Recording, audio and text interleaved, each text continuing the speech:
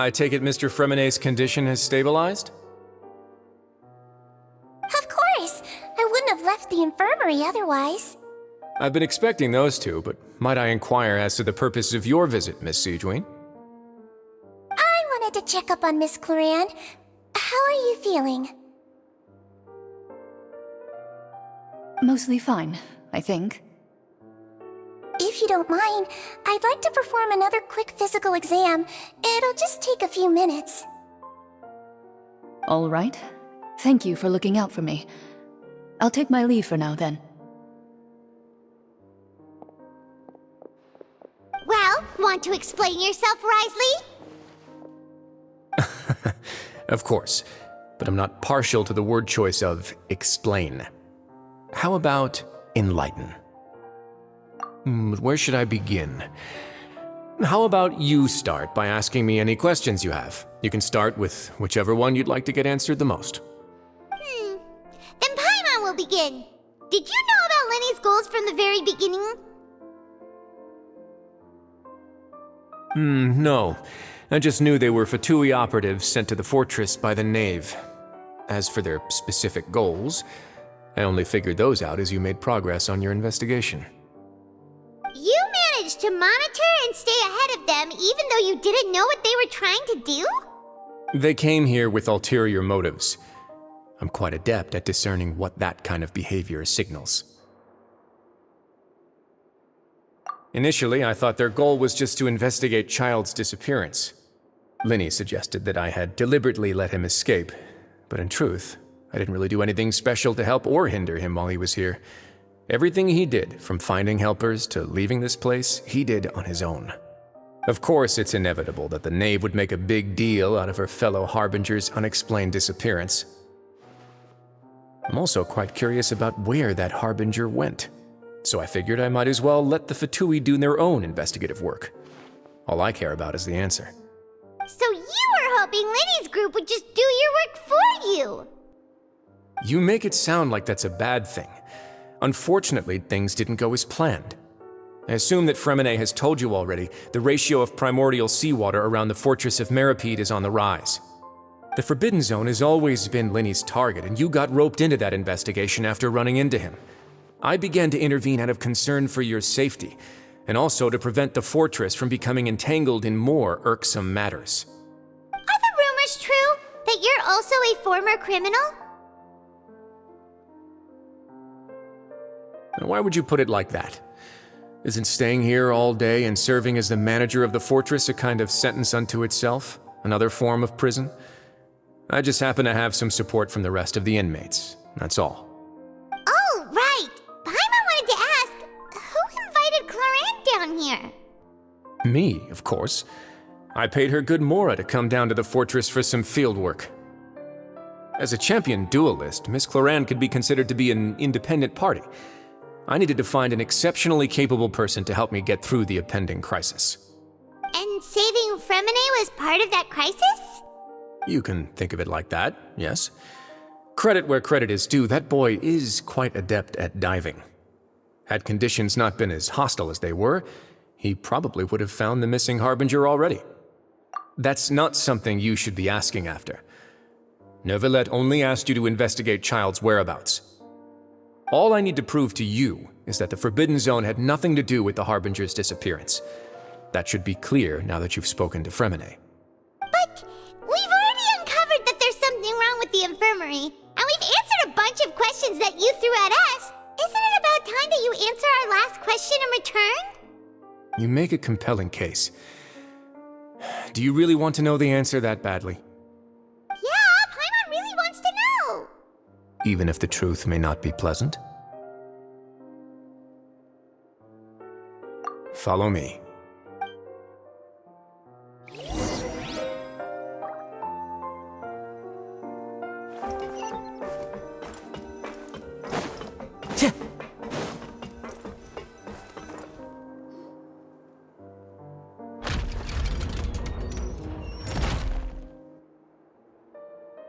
There's a hidden door here? And a whole basement behind it? Huh. You're pretty good at hiding stuff, Risley. It seems you've forgotten just what kind of place the Fortress of Meripede is.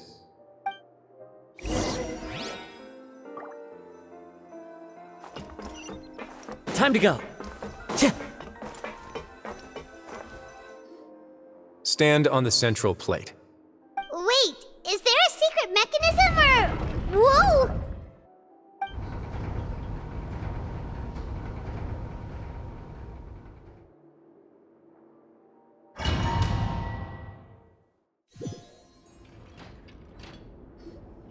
So, this is the Forbidden Zone? Honestly, for a place so well hidden, Paimon sure doesn't see anything special. What a huge door! There are 3 such isolation gates in total. Generally speaking, I'm the only one who's allowed to go inside. Hence the name Forbidden Zone. Am I correct to assume you're going to run on back and tell your little Fatui friends everything? Well, Paimon wasn't thinking of keeping anything from them. Well, I'd advise you wait until you've seen the whole truth of this place for yourself before deciding whether or not to tell them.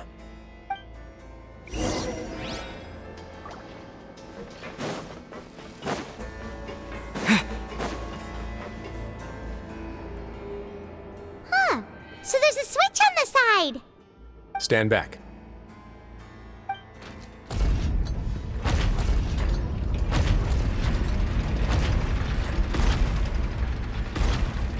Whoa! They all just went up one by one!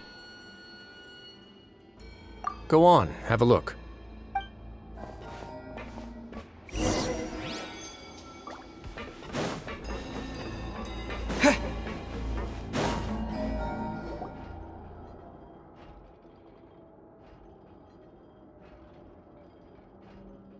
I've been interested in what lies beyond that gate ever since I assumed leadership of the Fortress of Meripede.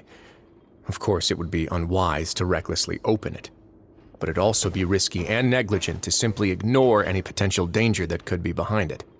The readings on that dashboard have not budged since the day when I first laid eyes on this place. But over the past year, the needle has crept upwards from its original position, likely because some parameter it's been tracking has changed, if only infinitesimally. Normally, I would have ignored it, but I happened to have some free time when I noticed it, so I investigated. Any guesses what the reading could be tracking? Very reasonable guesses. I've considered both of those as well. Unfortunately, our dashboard is tracking something less ordinary. The temperature should vary with weather and climate changes, so for something that rarely shifts, the water pressure is more likely. We ran a few tests to increase the pressure from the outside, but the readings didn't change at all. Later on, a few more possibilities occurred to me, such as a potential connection with the primordial sea. I began to make a few preparations based on that hypothesis. Over the past few days, the needle has moved again.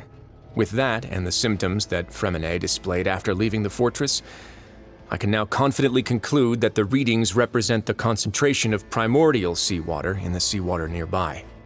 The concentration of primordial seawater? But we're already under the sea! And that is precisely the problem. We're at the bottom of the sea, and now we're surrounded by toxic seawater. Somehow, primordial seawater got mixed in, and the concentration is steadily rising. Yes, that's very likely. But forget about the two of us! Not even Novelette knows where the primordial sea could be, much less where we could find and plug a leak.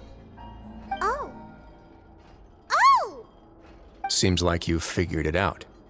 I believe the primordial sea lies directly beneath this sluice gate. For some reason, the primordial seawater levels have risen significantly, and it's now very close to us. The indicators are now red. Although the gate still stands, some primordial seawater has already leaked out and mixed into the sea around us. If this continues, soon it will no longer be able to hold back the primordial sea at all. Yeah, you know what the legends say. If this place falls, then everyone in Fontaine will be turned into puddles in the span of a night.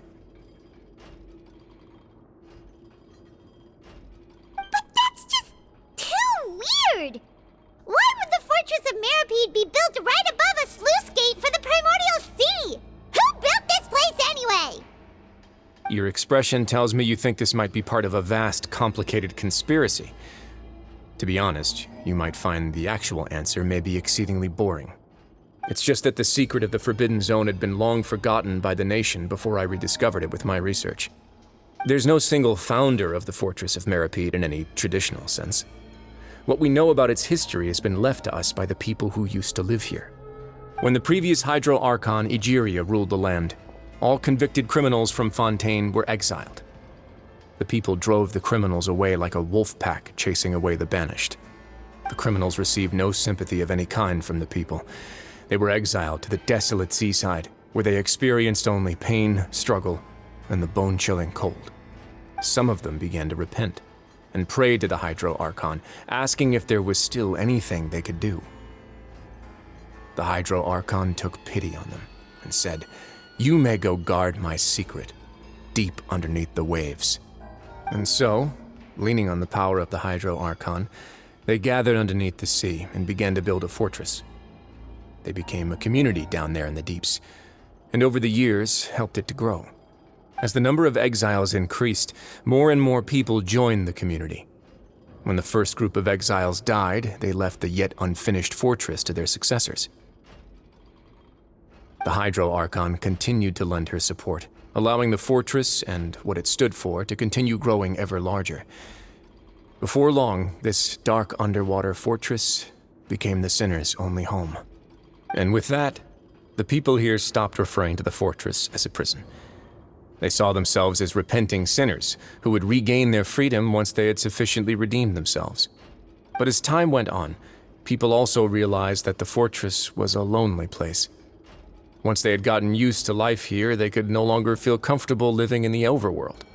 Once they had finished serving their sentences, some people left and some others chose to stay. They'd find some idle position and let their withered souls fade away with the ancient secrets of the past. After many, many centuries, few people still remember the reason for the fortress's founding.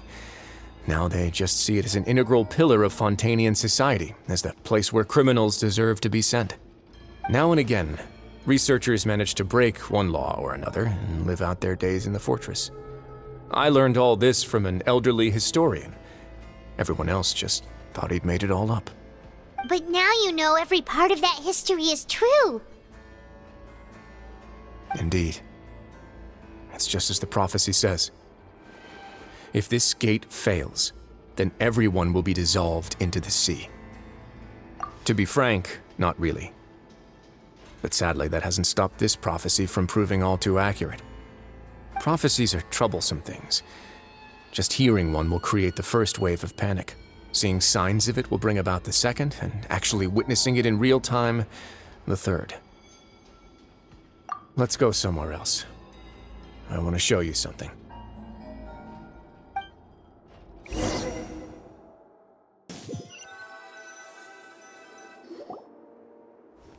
This is it. Your Grace, perfect timing. The results from our last round of experiments have... Wait, Jurier, he's not alone! Huh? Lorvine and Jurier? No need to panic, you two. I've already told them about our plan. What? After you warned us not to tell a single soul about any of this? I'm skeptical as well. Are you sure they are trustworthy? The results speak for themselves, don't they? These two may already know more than you could ever imagine. All right then, if Your Grace insists. They seem harmless enough, so I'll trust them for now. How about some reintroductions? This is Jurier, one of the highest-ranked researchers from the Fontaine Research Institute. He used to work under Edwin. I trust that you've heard of Edwin? He's the one who blew the whole institute sky high. Everyone knew he was a bit crooked in the head, but you're not local, so I guess it's possible for you not to have heard of him. Edwin's main areas of research were archeum and gravimeters. As his assistant, Jurier is quite familiar with them as well. I hired him to be my technical consultant. You want to blow up the Fortress of Meripede? Ah, what a lovely idea. I'm already imagining it in my head. Gotta admit, I'm tempted as well. Guys, focus! Focus! That taskmaster over there is Miss Lorvine, and is also one of my technical consultants. While Jurier used to be Edwin's assistant, she used to be Jurier's assistant. Ooh, are they together? See, everyone keeps asking this question. Are you too sure you're not a couple and just using your work as a convenient cover? Your Grace, I am not in a relationship with this man. If I dated her, I'd officially be madder than Edwin. Jeez, forget I said anything then. Follow me. Whoa, there's another door that goes right up. Your constant amazement makes it seem like the fortress can do anything. But Paimon really thinks everything's super cool.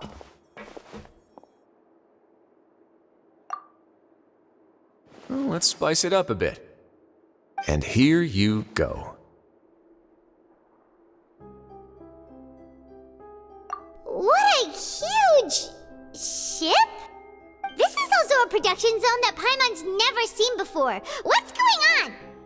How much do you know about Fontanian history? Not much at all.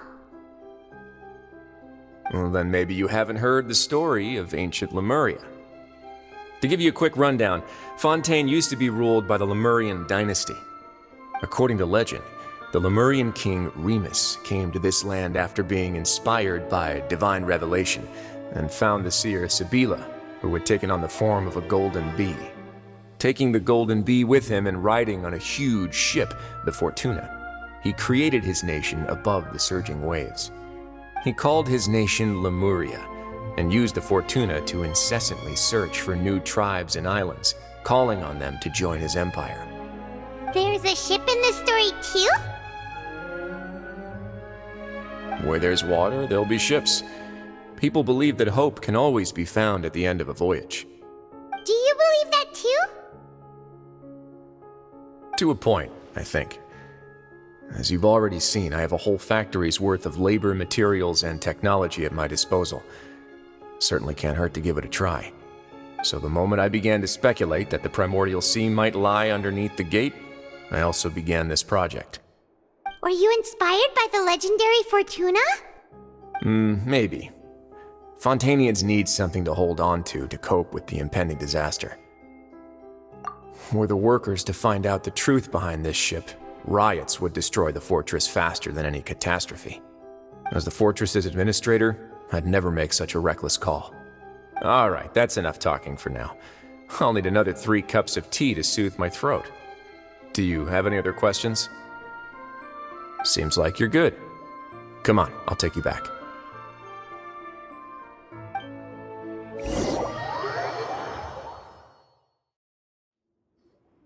I'll leave you here for now. Oh, thank you so much. No worries. But don't forget, it's up to you whether or not you want to share what you just saw. What you do from here on out will likely affect those 3 as well.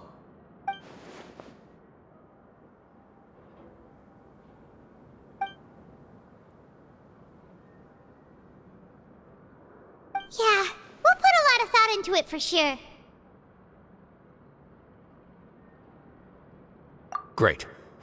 I look forward to what happens next.